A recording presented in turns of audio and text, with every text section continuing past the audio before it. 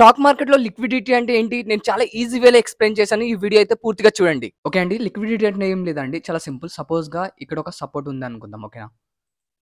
ఇక్కడ ఒక రెసిస్టెన్స్ ఉందనుకుందాం. ఓకేనా? మనం రిటైల్ ఇన్వెస్టర్ మనం ఏం చేస్తామంటే సపోజ్‌గా మార్కెట్ ఇక్కడ నుంచి పైకెళ్ళిందనుకుందాం. ఇక్కడ నుంచి మళ్ళా ఫాల్ అయింది. ఓకేనా?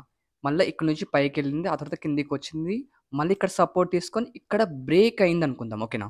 బ్రేక్ అయ్యి మళ్ళా బ్రేక్ అయిన తర్వాత మళ్ళా మనం ఏమనుకుంటాం, ఇక్కడి వరకు వచ్చేసి ఇక్కడ సపోర్ట్ తీసుకొని మళ్ళీ ఇక్కడి నుంచి పైకి వెళ్ళిపోతది అనుకుంటాం. మార్కెట్‌లో ఉన్న బిగ్ ప్లేయర్స్ ఏం చేస్తాడంటే, ఇక్కడ ఎవరైతే రిటైల్ ఇన్వెస్టర్స్ ఎక్కడైతే స్టాప్ లాస్ పెట్టుకున్నారో సపోజ్‌గా మనం ట్రేడ్ తీసుకుంటే ఇక్కడ ట్రేడ్ తీసుకొని, ట్రేడ్ తీసుకొని, ఇక్కడ కింద స్టాప్ లాస్ పెట్టుకుంటాం గదా! సో, బిగ్ ప్లేయర్‌కి వాళ్ళ ఆర్డర్ పంచ్ కావాలంటే మన స్టాప్ లాసెస్‌ని వాళ్ళు హిట్ చేయాలి. ఓకేనా? సో, వాళ్ళేం చేస్తారంటే మార్కెట్‌ని మానిప్యులేట్ చేస్తారు. ఎలా అంటే సపోజ్‌గా ఫస్ట్ మార్కెట్ పైకి పోతుంది అని మనకు చూపిస్తారు. ఓకేనా? ఆ తర్వాత ఏంటి అంటే ఇక్కడ రీటెస్ట్ అయ్యే దగ్గర అందరూ ఎంటర్ అయిపోతారు గదా! ఎంటర్ అయిపోయినాక ఇక్కడ మన స్టాప్ లాసెస్ ఉంటాయి. మన రిటైల్ వాళ్ళది.